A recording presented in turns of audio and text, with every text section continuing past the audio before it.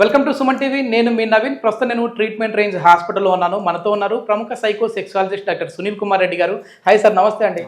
Sir, diabetes ఇది ప్రతి ఒక్క ఇంట్లో 5 మంది ఉంటే ఒకరికైనా ఉంటుంది సార్.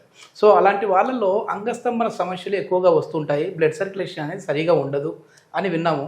ఎందుకు ఈ డయాబెటీస్లోనే ఇట్లాంటి ప్రాబ్లమ్స్ వస్తూ ఉన్నాయి? వీరికి ఎట్లాంటి ట్రీట్మెంట్ ఉంది? ముఖ్యంగా ఇండియాని ఇబ్బంది పెడుతున్న one of the biggest disease వచ్చేసి డయాబెటీస్ మెలిటస్ అండి. ఇది టైప్ 2 కింద మనం పెట్టుకుంటాము. సో ఈ డయాబెటీస్ ఏం చేస్తుంది అంటే యాక్చువల్లీ శరీరంలో ప్రతి భాగాన్ని ఈ షుగర్ లెవెల్స్ ఇబ్బంది పెడతాయి. ఈవెన్ బ్రెయిన్ దగ్గర నుంచి, కన్ను దగ్గర నుంచి, కిడ్నీ దగ్గర నుంచి. అందులోనే మన శరీరంలోని భాగం పెన్నీస్, అంగానికి కూడా రక్త సరఫరా తగ్గడం వల్ల ఈ ఎరెక్టైల్ డిస్ఫంక్షన్ అనేది రావచ్చు. ఈ ఎరెక్టైల్ అంటే ఇప్పుడు డయాబెటీస్ 100 మెంబర్స్కి ఉంది అంటే 60% of the male go for erectile dysfunction అండి. సో 60% మందిలో ఈ ఎరెక్టైల్ డిస్ఫంక్షన్ అనేది రావచ్చు. అందులో ముఖ్యంగా ఏంటంటే మీరు అడిగిన కారణం ఏంటంటే బ్లడ్ సప్లై అనేది తక్కువ. ఓకే, మరి ఇట్లాంటి వాళ్ళు ఏంటంటే డైరెక్ట్గా డాక్టర్లను విజిట్ అవ్వాలన్నా కొంచెం మొహమాట పడుతూ ఉంటారు. అందులో కొంచెం పెద్ద ఏజ్ ఉన్న వాళ్ళు ఉంటారు. వాళ్ళు వచ్చి సార్ నాకు అంగస్తంభన సమస్య ఉందని చెప్పలేరు.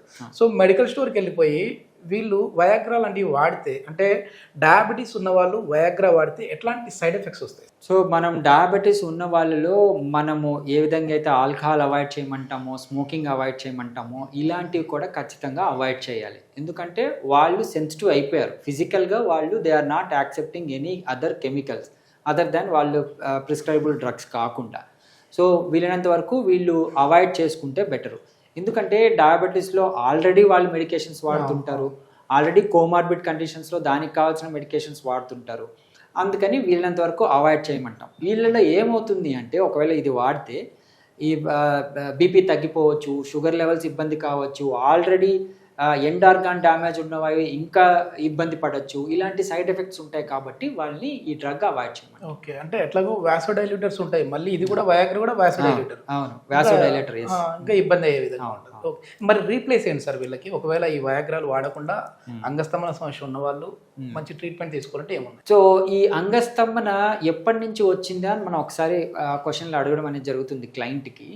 సో నాకు 45 to 60 ఇయర్స్ వాళ్ళు అలాంగ్ విత్ డయాబెటీస్ వచ్చిన వాళ్ళు ఉంటారండి నా క్లయింట్స్.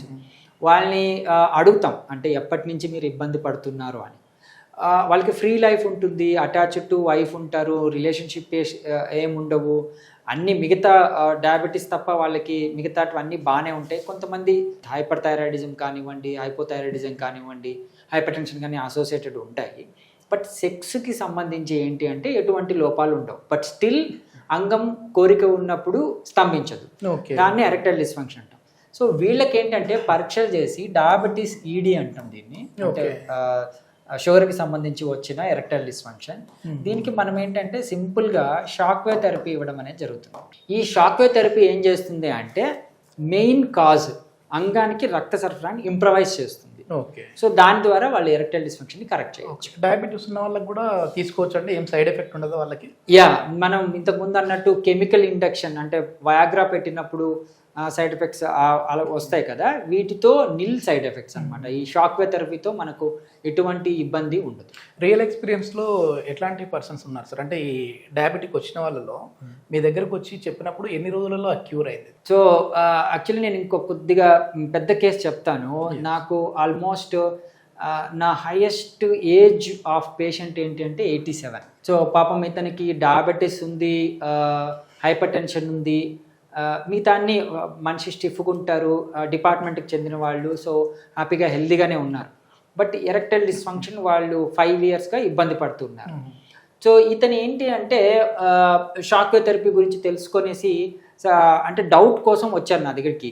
షాక్ అంటే ఎలక్ట్రిక్ షాక్ ఉంటుందా, ఇలాంటివి ఉంటుందా అని వచ్చారు. కానీ ఇతనికి ఎక్స్ప్లెయిన్ చేసి మనం షాక్ వేవ్ థెరపీ ఇవ్వడం అనేది జరిగింది.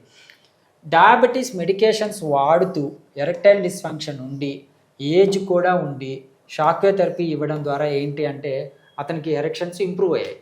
సో వాళ్ళ సెక్షువల్ లైఫ్ని ఇంప్రూవ్ చేసినట్టు అనిపించింది.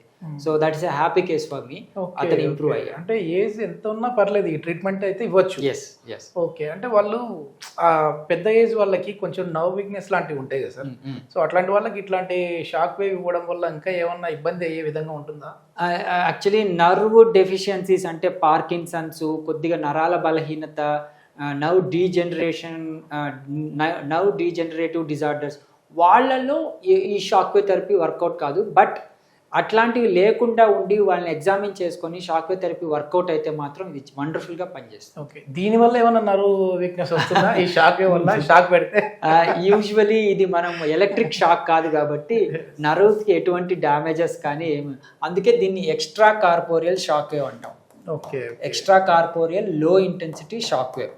సో దీంతో వాళ్ళకి ఎటువంటి ఇబ్బందులు ఉండవు. ఓకే, మొత్తానికి డయాబెటిక్ ఉన్న వాళ్ళకైతే టాబ్లెట్ల వరకు వెళ్లకుండా హ్యాపీగా ఈ షాక్ వేవ్ చేసుకుంటే సరిపోతుంది అంటారు, ఎలాంటి సైడ్ ఎఫెక్ట్స్ లేదు. Okay, thank you sir. Thank you.